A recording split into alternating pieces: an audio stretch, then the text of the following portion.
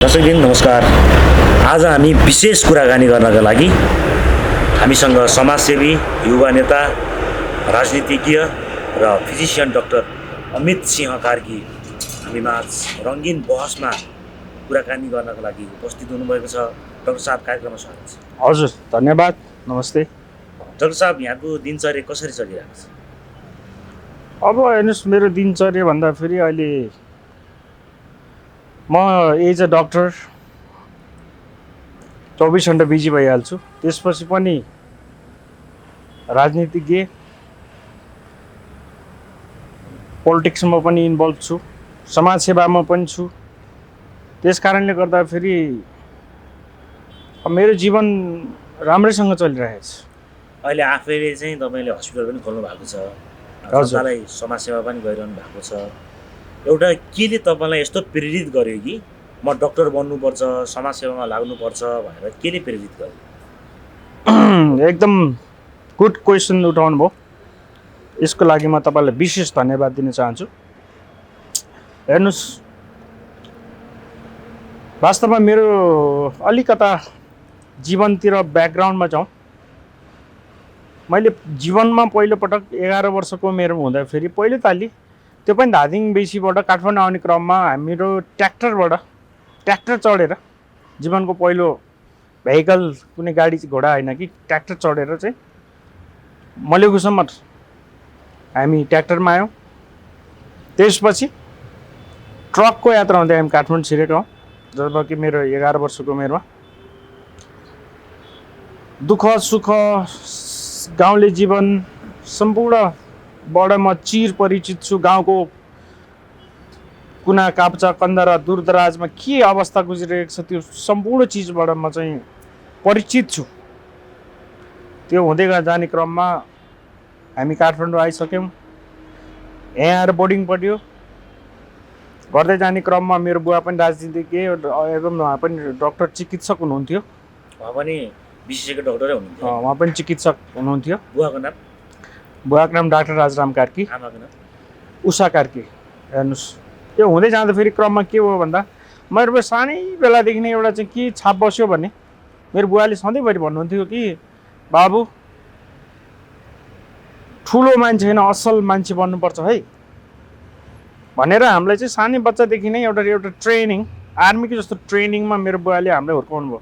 बिहानको 4 बजे पुसको जाडो होस् अथवा असार साउनको गर्मी होस्, 4 बजे बिहान उठ्नुपर्ने, चिसो पानीले नुहाउनु पर्ने, त्यसपछि आधी 1 घन्टा योगा गर्नुपर्ने, त्यसपछि 2-3 घन्टाले चाहिँ पढ्नुपर्ने। त्यो गर्दै अनि जस्तो हाम्रो चाहिँ के छ भन्दा, इभन आफूले खाएको थाल भाँडा कपडा जम्मै आफूले धुनुपर्ने। तपाईँ आफै धुनुहुन्थ्यो? तपाईँलाई अहिले मैले भन्दाखेरि करिब 30 वर्ष भयो अहिलेसम्म मैले आफूले खाएको भाँडा, होटेल रेस्टुरेन्ट कुनै केही ठाउँमा कुनै कार्यक्रममा गए बेला बाहेक। अझ भन्दाखेरि एउटा अर्को पनि छ, ससुरालीमा बाहेक अरू बेलामा मैले आफ्नो भाँडा आफूले खाएकोमा आफै माझ्छु। त्यसपछि गएर यो क्रममा के भयो भन्नुहुन्छ भने, अब म त्रिचन्द्रबाट मैले चाहिँ तपाईँको आइएससी सकाएपछि मैले उच्च शिक्षाको लागि बेलायतमा आवेदन दिएँ। त्यहाँबाट मैले चाहिँ इन्जिनियरिङ गरेँ। कति सालमा बेलायतको लागि एप्लाई गर्नु? 2002 सन् 2002बाट। त्यसपछि म 2007सम्म एसएलसी चाहिँ यहाँले कहाँबाट दिनुभएको? मैले रक्तकाली सेकेन्डरी स्कुल यहाँ भुरुङखेलमा छ हाम्रो, नयाँ बजार। यो हाम्रै क्षेत्रमा पर्छ, 8 नम्बर क्षेत्रमा पर्छ। त्यसपछि सुन्नुहोस् न, त्यो हुँदै गइसकेपछि म बेलायत गएँ, इन्जिनियरिङ सकेँ, उता काम पनि गरेँ, संसार बुझेँ, 60-70वटा देशहरू घुमेँ, सम्पूर्ण गरेँ। त्यसपछि के भयो भन्नुहुन्छ? 60-70 देश घुमिसक्नु? हजुर, अमेरिका, क्यानाडा, युके लगायत सम्पूर्ण युरोपेली राष्ट्र पुरै मैले त्यहाँ घुमेको छु। हेर्नुहोस्, सौभाग्य भनौँ, एउटा त्यो दूरदराज त्यो कन्दरामा त्यो गाउँमा जन्मे हुर्केको मान्छे, हेर्नुहोस् न, कोदाको रोटी खाएर हुर्केको मान्छे। 22 वर्षको उमेरमा मैले करिब विश्व घुम्ने मौका पाएँ, अवसर पाएँ। त्यसपछि मैले इन्जिनियरिङ सिधाएँ बेलायतबाट। सिधिसकेपछि मलाई के भयो भने अब मेरो पहिला ड्रिम त के थियो भने डाक्टरै पढ्ने थियो, तर कता कता त्यहाँ इन्जिनियर पढ्नु गइयो। फेरि मेरो मनले के भन्यो भने तैँले डाक्टरै पढ्नुपर्छ, डाक्टरै बनेर तेरो गाउँमा, तेरो ठाउँमा, तेरो देशमा गएर तैँले सेवा दिनुपर्छ भन्ने मेरो मनोभावना यस्तोसँग जागेर आयो कि त्यसपछि मैले सोचेँ ल इमिडिएटली मैले आज बेलायतमा इन्जिनियरको सर्टिफिकेट हातमा पऱ्यो, भोलि म तपाईँको फिलिपिन्स छोडेँ डक्टर पढ्नको लागि। त्यहाँबाट सर्टिफिकेट दिने बित्तिकै फिलिपिन्स मेरो त्यो फ्ल्याट सबै साथीहरूले छोडिदिएर गदरङ जम्मै छोडिदिएर म त्यहाँबाट हिँडेँ। साथीहरूले जेमा लगाइदिएँ तिमीहरूको अरू खानु के छ सबै भोग चलन गर्नु भनेर म निस्केँ। फिलिपिन्स गएर मैले एमडी डक्टर अफ मेडिसिन गरेँ। गरिसकेपछि मेरो तपाईँले फेरि यहाँ पनि जोड्न चाहेँ। फेरि मेरो अमेरिका गएर चाहिँ तपाईँको फर्दर स्टडी प्लस त्यहीँ जब गर्नलाई मेरो सबै चिज भइसकेको थियो। भइसकेपछि अमेरिका जाने मैले टिकट पनि कन्फर्म गरिसकेको थिएँ। गरिसकेपछि अनि मेरो आमाले पनि मलाई के भन्नुभयो भने बाबु त नेपाल नजाने हो भने हामीले यत्रो चाहिँ दुःख त्याग सङ्घर्ष गरेर तँलाई आज यो ठाउँमा पुर्यायौँ, पढायौँ, हुर्कायौँ, बढायौँ, देश र माटोको लागि तेरो खाँचो छ भन्ने कुरा आमाले औँल्याइसकेपछि म त्यसको भोलिपल्ट फेरि उताको टिकट क्यान्सल गरेर म नेपाल आएँ। एउटा आमाको मायाले, आमाको देशको मायाले, आमाको एउटा भावनाले नेपालसम्म चाहिँ डोर्यायो कन्फर्म डोर्यायो। के छन् अहिले विदेशमै छन् कि? अहिले सबै मेरो साथीभाइहरू कोही बेलायत छन्, कोही क्यानाडा छन्, अमेरिकातिर छन्। उहाँहरूले आफ्नै व्यवसाय पेसा गरिराख्नु भएको छ। त्यसमा पनि देशमा सेवा दिन्छु भनेर नेपाल मातृभूमिमै फर्किनु। मेरो त एउटै अटुट हो, जन्मभूमि आमा, जन्मभूमि भन्दा मेरो लागि कुनै पनि ठुलो कुरो छैन। मैले विश्व देख्नु पनि मैले देखिसकेको छु। विकसित मुलुकहरूमा के छ, त्यहाँको शिक्षा दीक्षा, त्यहाँको सरकारले गर्ने चिजहरूदेखि लिएर जनस्तरहरू, त्यहाँका सबै सम्पूर्ण चिजहरू मैले त्यहाँको चाहिँ देखेर अनि नेपालको हेर्दाखेरि नेपालमा शासक वर्गले गरिरहेको चाहिँ शोषण, अत्याचार, यी सम्पूर्ण चिजलाई चिर्नुपर्छ, युवाले देश हाँक्नुपर्छ। नेपाल पनि एउटा स्वर्गको टुक्रा जस्तो एउटा चाहिँ विश्वमा चाहिँ अति विकसित देशको भन्दा पनि उत्तम किसिमको अझ राम्रो किसिमको शिक्षा दीक्षा स्वास्थ्य नेपाली जनताले पाउनुपर्छ। म जन्मेको देश, मेरो मुलुक, यसको विकासको लागि नै म चाहिँ नेपाल फिर्ता भएर अनि त्यसपछि एज अ मेरो डक्टर पेसा पनि तपाईँको के हो भन्दा समाजसेवा नै हो। मैले 13 वर्ष भयो डक्टर भएर आएदेखिको आजसम्म कोही व्यक्तिले फलानुले मलाई चाहिँ टिकटमा ओपिडी टिकटमा यति चार्ज गर्यो, यति पैसा लियो भनेर कोहीले भन्न आउँछ भने त्यसमा मेरो च्यालेन्ज। मैले गत 13 वर्षदेखि अझ अर्को कुरा एउटा तपाईँले सन्दर्भ कहाँ जोड्न चाहेँ भने महाभूकम्प 2072 सालको महाभूकम्पमा भाग्यले साथले म नेपालमै थिएँ। हेर्नुहोस् त्यो महाभूकम्पको टाइममा म हाम्रो नेपाल चिकित्सक सङ्घबाट संयोजक भएर भूकम्प पीडित हरेक जिल्लाको कुना कन्दरामा 6 महिना त म काठमाडौँमै बसिनँ। हरेक ठाउँमा गाउँमा गएर हेर्नुहोस्। त्यति मात्र होइन, त्यो बेलामा भूकम्प चलिरहने हामीले एउटा बोलेरो गाडी दिएको थियो, त्यसलाई कि शिविर जस्तो भन्छ है, शिविर सम्पूर्ण। अनि हामीले चाबेल जम्मै चिज लिएर गएर बाटोमा भत्किरहने, ढलिरहने, त्यो गरेर हेल्थ फेसिलिटी चाहिँ सायद यस्तो हुन्छ। हेर्नुहोस् म कुनै राष्ट्रपतिकोबाट मेडल थाप्न पनि म गइनँ, मैले सिफारिस गरिदिनुहोस् भन्न नि गइनँ। सायद मैले त्यो बेलामा अलिकता मिडियामा मात्रै गइदिएर मैले गरेको कामहरू हालिदिएको भएदेखि यतिकै तपाईँको चाहिँ ओल्डबाट नै मलाई सम्मानित हुने ठाउँ थियो।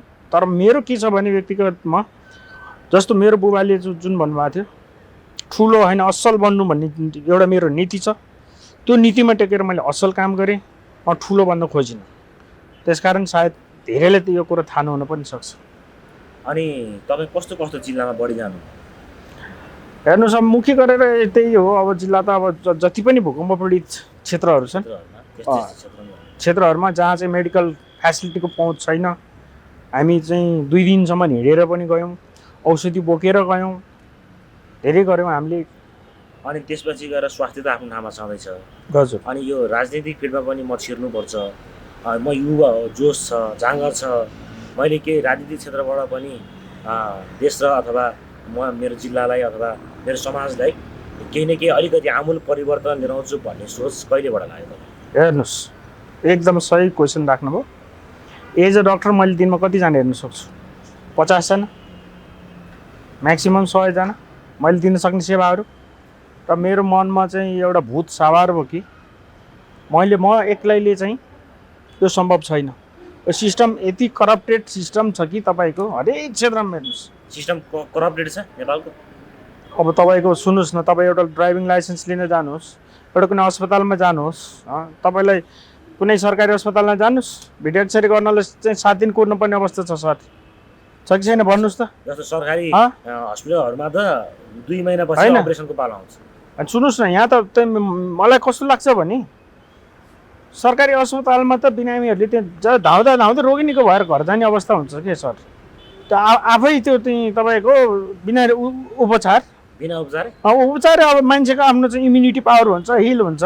रुवा खोकी यता छ, पेट सामान्य दुखेछ भने तपाईँको 7 दिनपछि आएर अल्ट्रासाउन्ड गरेको त्यसको त कुनै अर्थ रहँदैन। अब यो हो, मैले यही चिजलाई चिर्नलाई नेपालमा मैले सबै नेपालै मैले कभर गर्छु भन्ने कुरा छैन।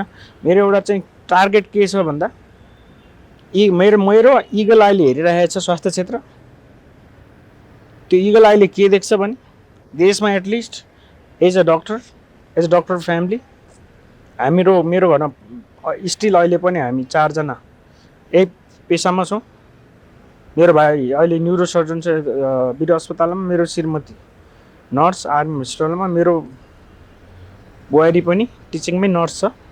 सबैजना चाहिँ हाम्रो सर्कल पुरै एसिडीमै लागेको छ सबैजना, हेल्थ सिस्टममा सेक्टरमा हामी छौँ। हेर्नुहोस्, त्यस कारण मैले चाहिँ इगल आईले हेर्दैछु। इगलले भनिन्छ नि 5 किलोमिटरसम्म उसको चाहिँ खजाना उसले हेर्न सक्ने चाहिँ दृष्टि राख्छ, भिजन त्यो राख्छ। मेरो पनि सोच त्यही हो, चिलले जसरी सर्भाइभ हुन्छ, जुन हाइटमा उड्छ उसले कुनै चिजको प्रभाव गर्दैन, एक्लै उड्छ माथि। तपाईँ पनि इगल जस्तै गरी धेरै हाइटमा पुग्न चाहनुहुन्छ? त्यसको लागि मैले के भन्दा फेरि भने म हाइट भन्दा पनि म जनताको मान्छे हुँ। जनताले घरमा बसेर नेपाली सरकारी अस्पतालमा टिकट काट्न पाउनु पर्यो, त्यहाँबाट टाइम लिनु पर्यो। जस्तो इमर्जेन्सी ट्रिटमेन्ट हस्पिटल पुगेको विथिन 5 to 10 मिनट्समा भइसक्नु पर्यो उपचार। कहीँ मान्छेहरू हार्ट एट्याक भएर त्यसको तपाईँको 45 मिनट 1 घन्टाको टाइम हुन्छ, सर्जरी गरेन भने उसको एक्सपायर हुन्छ। त्यो चिजलाई त रोक्न सकियो नि त। गरिब दूरदराजमा भएको मान्छेहरूको मृत्यु कसको भइरहेछ भने उहाँहरूको बढी भइरहेछ। सक्नेहरू त यहाँ चाहिँ प्राइभेटको ठुला सुसम्पन्न अस्पताल जान्छन्, 5 लाख 10 लाख रुपियाँ तिर्छन्। उहाँहरूलाई ससम्मान सर म्याडम भन्छन्, दौडाउँछन्, सुसारेहरू हुन्छन्, आसेपासे हुन्छन्, नर्स पछि लागिरहेको हुन्छ, डक्टर पछि लागेको हुन्छ। तर कुरा यहाँ छ, दूरदराजमा बस्ने जसको कोही छैन ती व्यक्तिहरूको चाहिँ उपचार जुन हिसाबले प्राइभेट संस्थाहरूमा हुन्छ, जुन किसिमको फ्यासिलिटी हेल्थ पाउनुपर्छ त्यही किसिमको पाउनुपर्छ। 77 जिल्लाकै चाहिँ हामी नेपाली जनताहरूले पाउनुपर्छ भन्ने कुरामा म दृढ छु। यसको लागि मेरो नेपाल आगमन पनि यहीको लागि हो, मेरो राजनीतिकमा होमिएको कारण पनि यही हो। र एकल गर्न सकिँदैन, यसको लागि सबैको टिम चाहिन्छ। मलाई टिम मेम्बर चाहियो, ठुलो टिम बनाउँदैछु। बरालको त्यहाँनिर पनि चुडिन्छ नि त, तर त्यसलाई 7-8 वटा जेल भने एउटा डोडी बन्छ नि। एक्ज्याक्ट तपाईँ एउटा बरालमा त तेन्द्रो भएर होइन कि एउटा म डोडी नै बनेर जान्छु भन्ने एक्ज्याक्ट सोचिरहनु भएको छ। एक्ज्याक्ट जस्तै मैले सुन्नमा आएको तपाईँले अहिले हुन गइरहेको यो जुन जेनजी आन्दोलन पछिको चुनाव छ त्यसको लागि चाहिँ नाम सिफारिसबाट आइसकेको छ भन्ने कुरा आएको छ। प्रतिनिधि सभाको यो जुन यो चुनाव हुन गइरहेको छ, दिनुहोस् बुढाबुढीले आँखाभरि आँसु बनाएर डक्टर अमित कार्की जस्तो त छोरा बनेछ है बाबु भन्ने एउटा चाहिँ इक्जाम्पल दिने चाहिँ नमुना बनेर म यो धरतीबाट बिदा हुन्छ। जस्तो कि यहाँले भनिहाल्नुभयो कुनै एउटा सेवा सुविधा म लिँदिनँ, जनताको लागि सर्भिस गर्छु। ठ्याक्कै अहिले मैले नेल्सन मण्डेलाको पनि मलाई अलिकति याद आयो कि उहाँले पनि त्यही भन्नुहुन्थ्यो, एउटा कुनै पनि ठुलो पोस्ट प्रधानमन्त्री राष्ट्रपति हुनु पर्दैन, जनताको सेवा गर्नको लागि एउटा सानो पोस्टमा रहेर पनि निर्वाह गर्न सकिन्छ। जस्तो कि यहाँलाई अब नेपाली काङ्ग्रेसले अब टिकट दिने भयो, यहाँभन्दा माथिका सिनियर राजनीतिज्ञहरू पनि हुनुहुन्छ, तर आफूले टिकट पाए पछाडि म यसरी लैजान्छु, म यो समाजलाई यसरी विकास गर्न सक्छु जिते पछाडि भन्ने इलिमेन्टहरू चाहिँ के छन्? 1 2 3 4 5 कतिवटा इलिमेन्ट छ त्यस्तो? अब हेर्नुहोस्, मसँग मेन कुरा मिसन छ। मसँग एउटा नेतासँग मिसन भिजन त हुनै पर्यो, तर ठ्याक्कै के छ के कस्तो खालको भिजन छ त, कस्तो खालको एजेन्डाहरू छ त? एज अ व्यक्ति म यो देशलाई यो समाजलाई यसरी विकासको तर्फमा लैजान्छु भन्ने के छ? हेर्नुहोस्, एकदम सही प्रश्न। तपाईँले नेपाल भन्न साथ के हुन्छ भने नेपालमा हामीसँग के छैन? हामीसँग हिमाल छ, पहाड छ, तराई छ। हामीसँग के छ अर्को? खोला नाला छ, जलस्रोत। हामी दोस्रो धनी मुलुक, रिलिजियस प्लेस छ। यहाँ सुन्नुहोस्, टुरिज्मको लागि हाम्रो यत्र हिमाल, विश्वका गगनचुम्बी हिमालहरू छन्। 8वटा शिखरहरू, 8वटा शिखर छन्। हाइएस्टमा हेर्नुहोस्, माउन्टेन पर्छ। अर्को कुरा गर्नुहोस्, हिन्दूको लागि हामीसँग पशुपतिनाथ शिर, भगवान शिवको शिर हामीसँग छ। हिन्दू धर्मावलम्बीहरूको लागि, बौद्ध धर्मावलम्बीहरूको लागि हामीसँग स्वयं भगवान यहीँ देखिरहनु भएको छ, जुन कि मेरो घरबाट यहाँ म बिहान बिहान सधैँ दर्शन गर्न पाउँछु। गौतम बुद्धको जन्मथलै हो नि, जन्मथलै हो हाम्रो लुम्बिनी। वर्ल्डमा शान्ति छाउनु पर्छ भनेर वर्ल्डमा शान्ति गौतम बुद्धको क्वेस्ट नै छ। हेर्नुहोस्, हामीसँग के छ? तपाईँले नम्बर वाइज गर्दा पनि हाइड्रोको विकास हुने हो भने देशमा चाहिँ एउटा नेपाली जनताले चाहिँ तपाईँको मासिक 4-5 लाख रुपियाँ नेपाल सरकारले उसको खातामा हाल्न सक्ने चाहिँ क्षमता राख्छ। विश्वभरि हामी चाहिँ विद्युत बेच्न सक्छौँ। हाम्रो यत्र हिमालहरू छन्, त्यहाँ ट्रेकिङ गर्न आउँछन्, हिमाल चढ्न आउँछन् व्यक्तिहरू। त्यसपछि आएर पशुपतिको दर्शन गर्नलाई लाखौँ होइन करोडौँको भिडहरू आउँछन् यहाँनिर। हामीले त्यो व्यवस्था गर्न सकेका छैनौँ। बौद्ध धर्मावलम्बीहरू भनाइ र गराइमा बुद्धमा पर्छ। हेर्नुहोस् त्यो भन्ने चाहिँ कस्तो हो भन्दाखेरि जो व्यक्ति एउटा चाहिँ घर परिवारमा रुमलिएको छ, सालोलाई कसरी पावरमा लाने, भतिजोलाई कसरी लाने, श्रीमतीलाई कसरी मन्त्री बनाउने, शक्ति कसरी आर्जन गर्ने, कसरी पैसा कमाउने, किनेको पैसाले कसरी चाहिँ नेताहरू किन्ने, पावर कसरी ग्र्याब गर्ने, जुन त्यो किसिमको चाहिँ एउटा, त्यसलाई चाहिँ म के भन्छु भने तपाईँको एउटा वर्ड छ बेइमानीपूर्ण रूपमा। त्यसलाई चाहिँ तपाईँको यो जो व्यक्ति छ नि, जसको चाहिँ दिमागमा केही छैन, जसले शक्ति आर्जन गर्ने, मौज मजा गर्ने होइन, अनि आफ्नो वंशलाई अगाडि बढाउने होइन। अनि मसँग रहँदैन। अनि गरिब जनतालाई दुःख दिने, विदेशमा गएर चाहिँ 40, 50, 52 डिग्रीका चाहिँ त्यो तापक्रममा हाम्रो चाहिँ नेपाली दाजुभाइहरू बिचराहरू 40,000, 30,000, 25,000लाई खाडी मुलुकमा गएर पसिना बगाइरहेछन्। हेर्नुहोस्, 10 वर्ष 15 वर्ष उता गएर ज्यानलाई चाहिँ तरबारको धारमा राखेर यहाँ रेमिटेन्स पठाइरहेछन्। त्यो रेमिटेन्सलाई चुसेर त्यो जुगा भन्छु म। हेर्नुहोस्, नेपालको यो अधिकांश 100मा करिब 79% चाहिँ यहाँ जुगाहरू छन्। जुगाको दबाई गर्नु भनेर म आएको। जुगा जातिले फर्लक्कै सबैले झारेर बढी प्राथमिकता चाहिँ धादिङ हुन्छ कि काठमाडौँ हुन्छ? तपाईँको हेर्नुहोस्, म त नेपाली जनता हो, म नेपालको छोरो हो, एउटा किसानको परिवारबाट आएको हो। त्यो क्षेत्र त अलि बढी भूमिका हुन्छ होला नि? मेरो त्यस्तो हुँदैन। हेर्नुहोस्, म यो सानो देश, जम्मा हाम्रो सानो देश, सानो छ भूगोल, अलिक भूगोल त अलि अप्ठ्यारै छ हाम्रो डाँडा काँडाहरू कारणले गर्दा। तर यसको हरेक चिजको चाहिँ के हुन्छ भन्नुहुन्छ भने त्यो अप्ठ्यारोमा फेरि त्योभित्र लुकेका धेरै प्रतिभाहरू, चिजहरू पनि त्यहाँभित्र पाइन्छ क्या। सजिलै प्राप्त गरेको चिजमा चाहिँ कुनै त्यसको महत्त्व पनि रहँदैन, बुझ्नु पर्यो। अब जस्तो माउन्ट एभरेस्ट चढ्न त धेरै गाह्रो छ नि, छैन? 8,848 फिट माथि पुग्न गाह्रो छ। त्यो अत्यन्त कष्टदायी। जस्तो कि तपाईँले अब नेपाली कङ्ग्रेसबाट टिकट पाउनुभयो र नेपाली कङ्ग्रेसलाई पनि अलिकति नेपालभरिबाटै अलिकति बलियो टिम बनाउनको लागि कस्तो भूमिका रहनेछ? हेर्नुहोस्, अब यस्तो छ, टिम त अब यस्तो छ। अब मलाई टिकट दिएर पठाउँदै गरेको क्रममा देशभरि नै एउटा यस्तो चाहिँ म्यासेज जानेछ कि जमुना अहिले जेनजीको माग पनि छ। जेनजीको के माग हो भने जेनजी भाइ बहिनीहरूको पनि हामी एज ग्रुपले यही एज ग्रुपको 28-30ले मात्रै जान्नु भन्ने होइन उहाँहरूको पनि। यो पुरानो चिज सबै चिरेर नयाँ देशमा एउटा सिस्टम बसाल्न सक्ने क्षमतावान मान्छे जसले डेलिभरी दिन सक्छ, जो भ्रष्टाचारको विरोधी छ, देशमा चाहिँ देशले एकदम चलायमान बनाउँछ, युवाहरू जुन जति पनि विदेशी रहेका छन् तिनीहरूलाई रोकेर नेपाललाई राख्न सक्ने, कल कारखाना खोल्न सक्ने, भ्रष्टाचारलाई चाहिँ शून्य लेभलमा ल्याउन सक्ने, हरेक भ्रष्टाचारीहरूको चाहिँ सम्पत्ति जफत गर्नेदेखि लिएर यिनीहरूको के छ सबै चिजलाई चाहिँ तपाईँको देश विकासको क्रममा लगानी गर्ने। जस्तै अरब खरब भ्रष्टाचार कहीँ छ भने त्यसलाई सरकारीकरण गरौँ, एउटा कोष खडा गरौँ, तीबाट चाहिँ 77 जिल्लामा चाहिँ एकदमै चाहिँ नयाँ सेवा सुविधा सम्पन्नवाला हस्पिटल खोलौँ। यी चिजहरू गरौँ भन्ने चाहिँ हाम्रो चाहिँ लक्ष्य हो।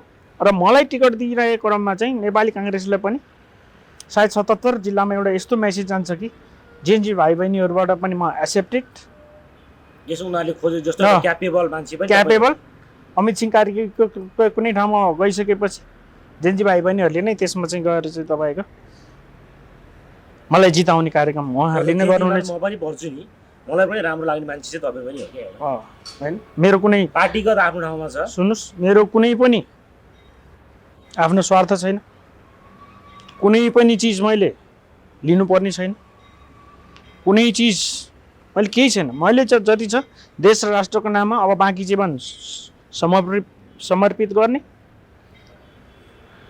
रोएका आँखाहरूलाई उभानो बनाउने, हरेक फुटेका खुट्टाहरूलाई तपाईँको त्यसमा उपचार गर्ने, भ्याक्सिन लाउने, हरेक नेपालीको पढ्न पाउने अधिकारलाई सुनिश्चित गर्ने, स्वास्थ्य सुनिश्चित गराउने र करप्सनलाई जिरो लेभलमा झार्ने। र अहिलेसम्म बहुदल आएपछिको सम्पूर्ण नेताहरूको चाहिँ खादा बाधा सम्पूर्ण चाहिँ तपाईँको उनीहरूले गरेका करप्सन छ कि छैन। कसैले त तपाईँको बिजनेस व्यवसाय गरेर बनाएको नि हुन्छ नि, हुँदैन, त्यसलाई त हामीले छुट दिनु पर्यो। तर इलिगल वेले कमाएको सम्पत्ति छ भने त्यसलाई राष्ट्रियकरण गर्ने, यी मेरो चाहिँ प्रष्ट मुद्दाहरू जुन जेनजीले गर्यो 23-24को आन्दोलनबाट प्राप्त एक किसिमको यसले चाहिँ के सन्देश दियो भने अब तपाईँहरू पुरानो विरुद्धको यो आवाज हो त जेनजीको आन्दोलन, त्यही आवाज हो। हेर्नुहोस् कति दिन दमनमा बस्ने, तपाईँको न राम्रो शिक्षाको लागि उहाँहरूले ठाउँ छ, न रोजगारीको ठाउँ छ। अब तपाईँको सामान्य रूपमा एउटा हेर्नुहोस्, एउटा रोग लाग्यो तपाईँलाई, सामान्य सर्जरी गर्नु पऱ्यो भने 5 लाख रुपियाँ डिपोजिट गर्नु भन्छ, प्राइभेटमा जाउँ सरकारीमा जाउँ पालो आउँदैन। नेपाली जनता यही हो त, यसको अभिभावक कोही छैन, अभिभावक किन्ने हो त हाम्रो मुलुक। तपाईँ नेताहरूले चाहिँ 4 करोड 5 करोडको गाडी चढेर हिँडेछन्, उहाँहरूको गाडीमा एसी हुन्छ। हेर्नुहोस् म त अहिले पनि डक्टर समाजसेवा भए पनि म पठाउ इन टाइममा हिँड्छु, लोकल बसमा जान्छु। मैले कुनै गाडी किनेको छैन, घोडा किनेको छैन। हेर्नुहोस् एउटा नर्मल लाइफ चलाएर नर्मल लाइफ चलिरहेको छ, मेरो लाइफ ठिक छ होइन। म यसमा खुसी हुने मान्छे हो। मलाई त्यो 2 नम्बरी गरेर अकुत सम्पत्ति कमाउनु पनि छैन। त्यो भ्रष्टाचार गरेर खानुभन्दा त्यो खानु र आमाको रगत खानु एउटै हो मेरो लागि। त्यसकारण अब सायद धेरै नेताहरू त्रसित पनि छन्, धेरै नेताहरू त्रसित छन्। हेर्नुहोस् जसले कुकर्म गरे, अब चाहिँ तपाईँको कुकर्म गर्नेलाई एउटा हाम्रो महाभारतमा पनि छ नि, अर्जुनले चाहिँ पछि गएर चाहिँ कुकर्म गर्नेहरूलाई सबैले समाप्त बनायो, स्थापना गरायो नि। त्यही किसिमले धर्मको स्थापना गराउन चाहिँ डाक्टर अमित सिंह कार्कीको रोल चाहिँ यो देशको माटोमा जन्मेको एउटा सच्चा नेपाली नागरिक। र होइन मैले भने नि हरेक बाबुआमाले पनि एउटा चाहिँ दसैँ चाडपर्व तिहारमा कुनै पनि टिका लाउँदाखेरि अमित सिंह कार्की जस्तो भएस् भनेर आशीर्वाद दिन सक्ने सक्षम छोरो बन्न पाऊँ। नेपाली काङ्ग्रेसले त्यो विचार गर्नेछ र नेपाली काङ्ग्रेस पार्टीभित्र पनि राम्रा मान्छेहरू छन्, उहाँहरू कोही पनि त्रसित हुनु पर्दैन। डाक्टर अमित सिंह कार्की प्रतिनिधि सभामा इन्ट्री गर्दै गरेको अवस्थामा र जो भ्रष्टाचारी छ, जो गनाएको छ, जो चाहिँ देश र जनताको विरुद्ध एउटा विष भएर प्रकट भएका छन्, ती मान्छेहरूको चाहिँ अब दिन गए भनेर सम्झे हुन्छ। यस डाक्टर अमित सिंह कार्कीको विन हुने सम्भावना बढी छ कि लुज हुने बढी सम्भावना छ? अब एउटा यस्तो छ, हेर्नुहोस्, मेरो त डिक्सनेरीमा के छ भन्दा जम्मै वर्डहरू छन्। इम्पोसिबल भन्ने शब्दै छैन। म त मेरो त्यो जीवनकालमा भएको पनि छैन कहिले पनि। There is no impossible words in my dictionary. तर मैले यो घमण्ड गर्न खोजेको पनि होइन फेरि इम्पोसिबल शब्द छैन भनेर। मेरो लागि सम्पूर्ण देश र जनताहरू हुनुहुन्छ, उहाँहरूले आफ्नो सही विचार। अन्तिममा छौँ डाक्टर साहब, कार्यक्रमको अन्तिममा के भन्न चाहनुहुन्छ? हेर्नुहोस्, कार्यक्रमको अन्तिममा तपाईँहरूको यो रङ्गीन बसलाई मनमुटुदेखि धन्यवाद दिन चाहन्छु, किनकि यो रङ्गीन बस मार्फत 77 जिल्लाका 3 करोड नेपाली र विश्वभर फैलिएर बस्नु भएको नेपाली सामु मेरो आवाज प्रत्येकको कानमा गुन्जाइदिनु हुनेछ, गुन्जिनेछ। रङ्गीन बस मार्फत भन्ने मैले पुरा आशा लिएको छु। तपाईँहरूको उत्तरोत्तर प्रगति कामनासहित यस्तै सही विचार बोक्ने व्यक्तिहरूलाई तपाईँहरूको कार्यक्रममा सम्मिलित गराएर देश र जनताको चाहिँ विकासको क्रममा तपाईँहरूको रङ्गीन बहसको चाहिँ सबैभन्दा ठुलो टेवा पुग्नेछ भन्ने मैले ठुलो विश्वास आशा लिएको छु। हस् डाक्टर साहब, यहाँको पनि आगामी दिनमा उज्जवल भविष्यको लागि म शुभकामना व्यक्त गर्न चाहन्छु। बाँकी कुरा फेरि अर्को भेटमा गर्नेछौँ।